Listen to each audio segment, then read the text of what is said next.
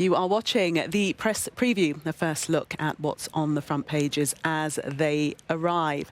It's time to see what's making the headlines with Guardian columnist Zoe Williams and Mary Macleod, former Conservative MP and advisor to the royal household, who's now chief executive of the charity Business in the Community. Welcome to you both. It's very nice to have you in person. It makes a change. So let's see what's on some of the front pages for you now. Dominated, of course, by the Coronation Day. Well, Day of Destiny. The Express pictures the ancient chair made in the year 1300, upon which the king will be crowned tomorrow. The Daily Mail has an image of Charles on the day who was invested as Prince of Wales in 1969. Similar words again in the Times, which shows the king meeting and greeting people lining the coronation route earlier today. The Mirror shows the crown itself with the words, he will not only wear the crown, he will bear the weight of history and the hopes of a nation. While the Sun shows two crowns, one each for the king and queen, and the headline, his and hers. The Telegraph quotes from the King's coronation vow to be given tomorrow. I come not to be served, but to serve. The Star reveals that an Irish wolfhound called Seamus will play a leading role in the coronation parade along the Mall. Looks very handsome too. Away from the ceremony itself, the Eye looks at the battle the king has ahead of him to secure the future of the monarchy in the face of changing public opinion. And the day's other big story, the Financial Times weekend edition, leads with recriminations within the Conservative Party after its disastrous showing at the local elections, which has given Labour new hope of returning to power. The Guardian too leads with that story, describing it as a crushing result for the Tories. And a reminder that by scanning the QR code you'll see on screen during the programme, you can check out the front pages of tomorrow's newspapers while you watch us. And we are joined tonight by Zoe Williams and Mary Macleod. Welcome again to both of you. Let's start off by having a look at the Mail front page and their headline, his day of destiny, the day that he's waited so long, a record wait in fact, before he could arrive at this point, Mary. Well, yes, this is an amazing occasion, and just as we're here, and it is lovely to be here, we get a sense of the excitement that's building up for this. But it's also an historic occasion, and this is trying to show and portray that this is something that none of us have seen in our lifetime, a coronation, and therefore this is a really important moment. It's also a global occasion, and just as we saw today with the heads of state and the heads of the realms of the Commonwealth coming to London and having those events today. The King, it's about 2 billion people are in the Commonwealth, so it's a lot of people that are involved in this, as well as the 14 realms that he is king of. So it's a really important moment for that globally.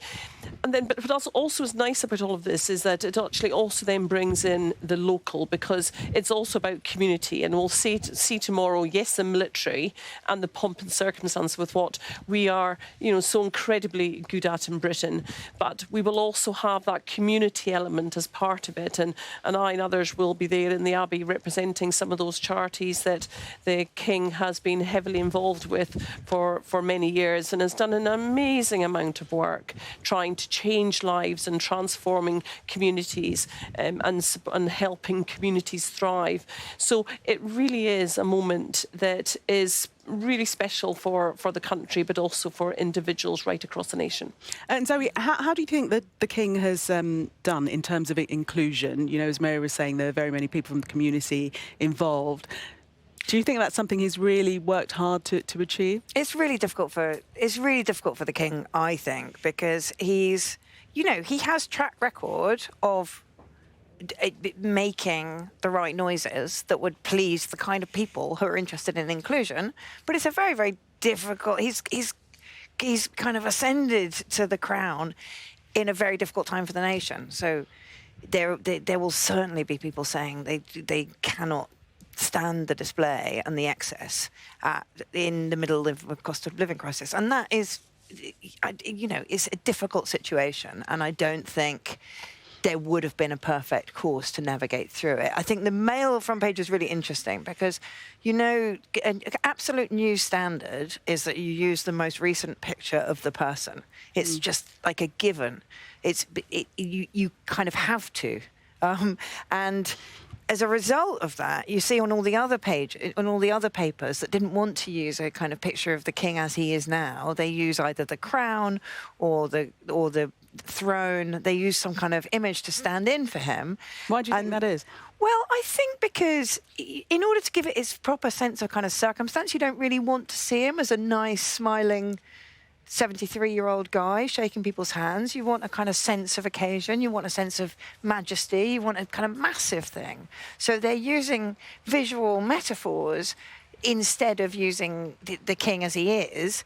But the Mail just went full throttle and used him at 20 years old, which is actually quite bold as a news decision because it gives it a sense of kind of drama. I mean, you look at that front page and you think, wow, he's been waiting for the king. Yes, it does highlight how long he was this he age. has been waiting. And it puts a whole new spin on the entire trajectory. So I think, even while I think that they probably did traduce news values a little, I think they did the right thing. Do you agree, Mary? I think, though, what it also shows is that he, in essence, has been an apprentice to the Queen for a long time, which, therefore, he's been in training mode and seeing the best of the best on how to be a monarch, and now he's king, and this is his moment for this coronation. So I think it's showing that stability that he has learnt from, that the real understanding of the role that he has built over so many years, and I think the sense of community comes also, and not just it'll be others like me in the Abbey who are representing the community, but also that the walkabout today was an example of that, where he just went out and shook hands with people really informally, and we saw that human side to him, and it's the work that he does every day, going out round the country talking to people in their local communities.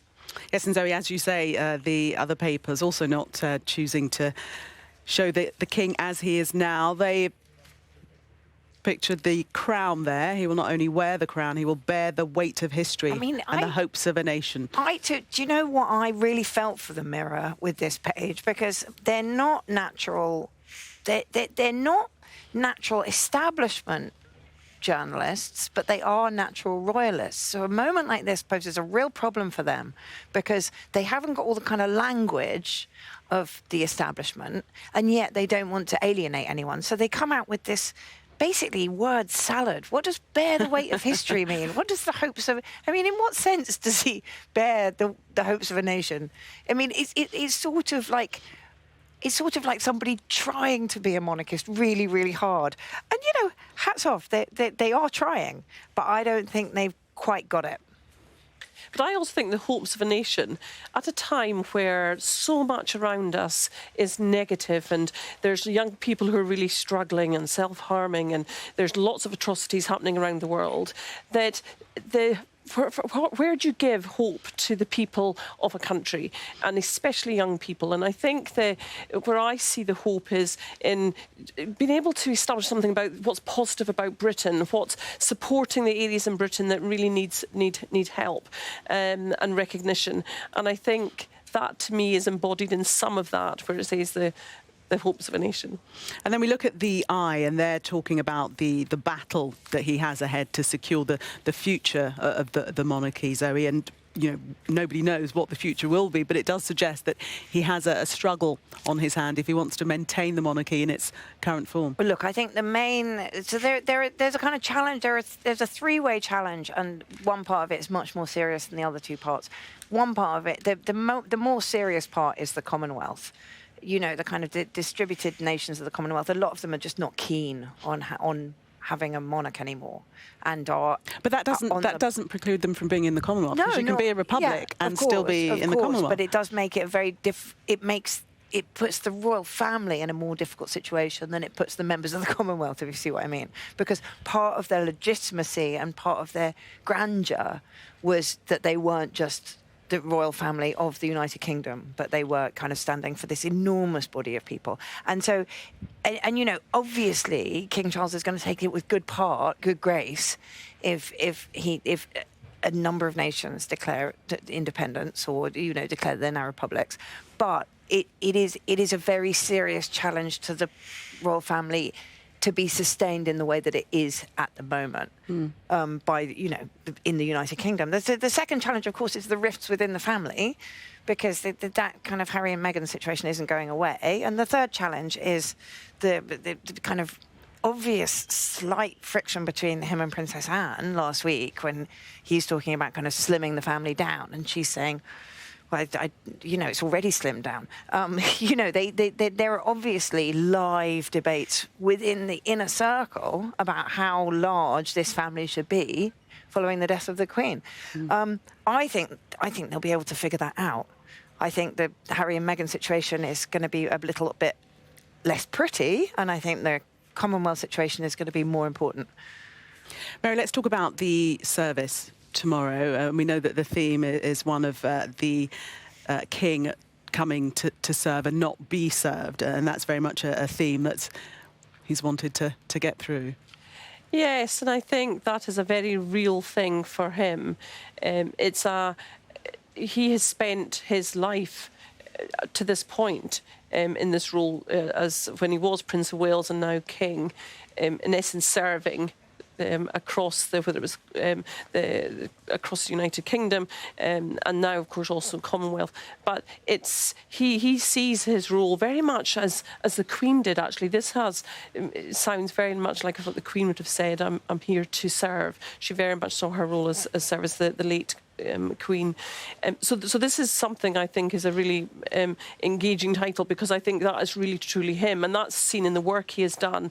And I don't think he often gets the credit for the millions of lives that he has transformed over those years, whether it's with organisations like Mind Business in the Community, or whether it's with the Prince's Trust and other organisations, where he has literally worked really hard on issues that decades ago were not popular or were seen as new and yet. But he talked about it. He started a race campaign in 1995 with Business in the Community before it was really talked about, and the same when it came to the environment. So he has always been out there in communities, understanding them and being in touch with them. OK, let's have a look at The Guardian now, and they're concentrating on the local election results. Crushing result for the Tories, says The Guardian. Zoe. Yeah, sorry, I'm trying not to look smug, but I'm failing miserably. Try harder. I mean, I'm actually surprised they led as much on Charles as they did, because they've kind of covered half the front page, but that's really not a Guardian constituency. The Guardian readership is only interested in this devastating blow for the Conservative Party. And it is not great, right? I mean, it's like that they were... Sitting governments always overplay how bad they think their losses are going to be in order that they don't have to eat humble pie when the results come in. And the Tories were saying they were looking at 800 seats lost. So that was their worst case. That was their above worst case scenario, and they've sailed 200 seats above their worst case scenario. So things are not great in the Tory party, and those people who were predicting an election this year against every other voice are suddenly looking a lot stronger, because there's going to be there is no functional way the Conservative Party can have another leadership revolt and place someone else unelected by any kind of mandate into 10 Downing Street. So they're either with Rishi or they're calling a snap election. There's massive disgruntlement within the party, especially from allies of Boris Johnson. I know it's astonishing that he would have allies at this stage, but he sort of stands for something, for a kind of certain constituency within the party. So there's huge disgruntlement and readiness to launch some kind of kamikaze attack, which I don't think we should rule out by any means. Also, what those rebels will be thinking is that it doesn't look as good for Labour as it should. The Lib Dems gained almost as many seats as the Labour Party did. The Greens did better than I've ever seen the Greens done in my life. Now, sorry, I will shut up in a second. I was just going to bring Mary in.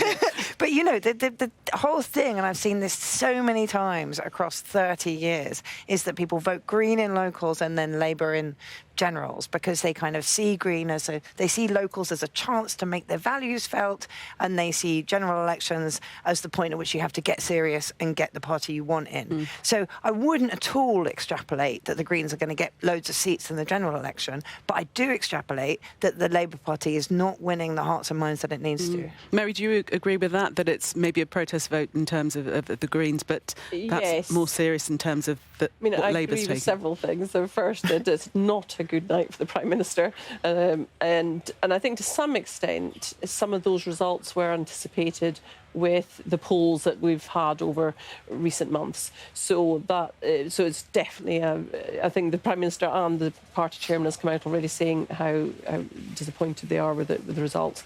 I do think there is often a protest vote in local elections, and I think there's also something that Labour needs to do to win hearts and minds.